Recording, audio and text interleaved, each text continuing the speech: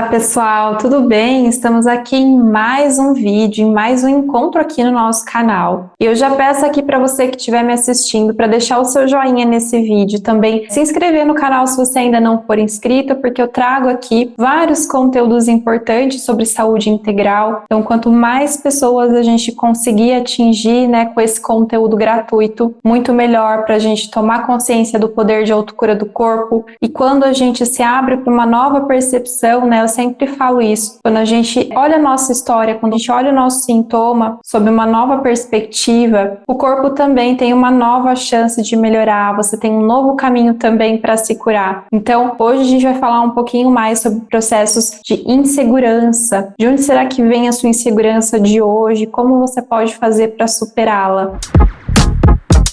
Para você que ainda não me conhece, eu sou a Thaís Silveira, eu sou especialista em medicina integrativa, eu sou pioneira da técnica Seven Healings e medicina germânica no Brasil. Também tenho formação em biologia pela Unicamp e a gente vai aqui nesse nosso vídeo de hoje aprofundar mais sobre a sua sensação de insegurança. Então essa sensação de insegurança que você tem, já coloca aqui nos comentários para mim se você tem sentido insegurança, sensação de incapacidade, medo de dizer não, medo de julgamento, se você se sente, por exemplo, travada para falar em público, Como que tem sido aí com você? Esse seu processo de insegurança, ele te trava muitas vezes? Porque a insegurança, o medo, eles são normais de todo ser humano, São um instinto de sobrevivência. O medo, ele é um instinto de sobrevivência. E a gente precisa do medo. Mas quando esse medo, ele paralisa, quando essa insegurança paralisa, aí sim, a gente precisa investigar isso. E o que acontece? Essa sua sensação de medo paralisante, de insegurança que te trava, que te bloqueia,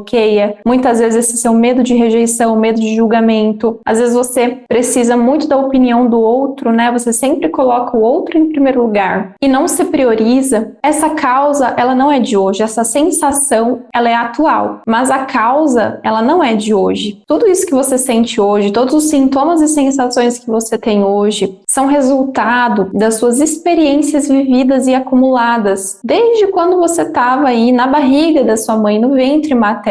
Então, tudo que você vivencia desde a sua infância até os dias atuais, o seu corpo ele registra. Tudo isso o seu corpo vai tirando prints e vai influenciar no que você é hoje, no que você sente hoje, tá? Tanto na parte física, quanto na parte emocional, quanto na parte comportamental, tá? Com a sua insegurança, seus processos de insegurança, isso não é diferente. E o que acontece? Quais são as principais causas aqui que envolvem esse processo de insegurança, que geralmente estão na infância? Essa sua insegurança, ela pode vir, por exemplo, de crenças que você construiu ao longo da sua vida. Então vamos supor que em determinado momento da sua infância você tenha ouvido de pessoas próximas a você, pessoas que você ama muito, por exemplo, o seu pai, a sua mãe, os seus irmãos, ou às vezes um coleguinha na sua escola te falou alguma vez que você não era bom o suficiente. E essa fala, você acabou acreditando nisso, E até hoje você sente que você não é bom o bastante, você se sente insuficiente, incapaz para muitas coisas, mas essa sua sensação atual é apenas um gatilho dessa causa raiz que aconteceu na sua infância, dessas crenças que você foi construindo ao longo da sua vida. Os maiores impactos que a gente vê, eles acontecem na infância, então tudo que acontece principalmente até os 7 anos vai influenciar muito intensamente a estrutura em você hoje, adulta, tá? Então, de onde pode vir a insegurança? Vamos pensar aqui na estrutura da nossa infância. Então, imaginem um triângulo aqui, onde na base desse triângulo a gente tem o pai e a mãe, e em cima aqui a gente tem o filho. Então imaginem esse triângulo. E nessa, qual que é a função dessa mãe aqui que está na base desse triângulo? A função da mãe é justamente, principalmente até os 3 anos de idade dessa criança, é nutrir essa criança, é proteger essa criança, é dar o cuidado, é dar o amor, é dar a nutrição, certo? Então a função da mãe aqui é nutrir, proteger e cuidar essa criança, principalmente até os 3 anos de idade. E qual que é a função